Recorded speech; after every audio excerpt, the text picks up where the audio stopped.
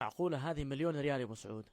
انا واصلتني. هذه فلوس مليون ريال سعودي حقيقي مفرومة نعم مفروض. بالشكل ذا. نعم. نفتحه عادي. اي عادي. خلنا نفتح نشوف كميات فلوس مفرومة. شوفوا كيف.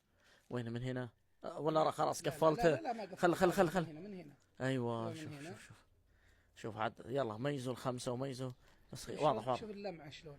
يعني انت لو حطيتها كذا شوف يطلع نعم. اي والله شوف شوف شوف شوف. بهالطريقة ذي. شوف شوف. وين بيدك؟ اي شوف.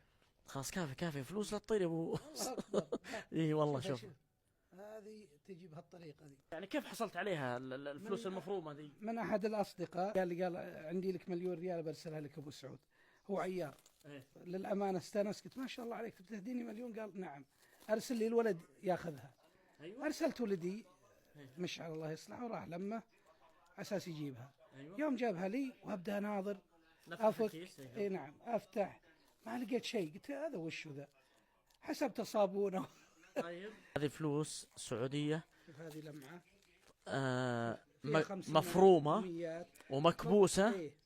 تجي تسمى بلوكه. شوف شلون هذه فلوس مقطعة. نعم. ما بين 500 و100 وغيره. 500. طيب كيف حصلت عليها؟ يعني من وين اصلا هي؟ هو جابها من احد اللي شغالين في مؤسسه النقد. إيه؟ اعتقد والعلم عند الله انها كانت تجي يعني مثل ما يقال لك يعني توالف. هي تالفه ما في شك إيه. تالف لكن يحطونها مثل ما يقال لك يعني شو يسمونها كندره يعني احتفاظ بشيء. يبقى زي الذكرى. على العموم هي اتوقع تعرفون احيانا يكون فيها ريالات وعشرات أي نعم. ومقطعات وزي كذا وما يستفاد منها فيجمعونها ويتلفونها بالطريقة دي. في مؤسسه النقد تتلف في مؤسسه النقد وتطلع على شكل بلكه في مؤسسه النقد. اتوقع انها فلوس قديمة ولا؟ والله ما ادري. كم لها ذي تقريبا؟ جاتني تقريبا لها شهر. تقريبا شهر ها؟ يعني فلوس جديدة هذه. ايه فلوس جديدة. على العموم ممكن ترى يداهم هالمجلس. انا خايف من الحسي لو واحد يحسب مليون ريال. خلاص اسمع الحين لازم تغير الموقع.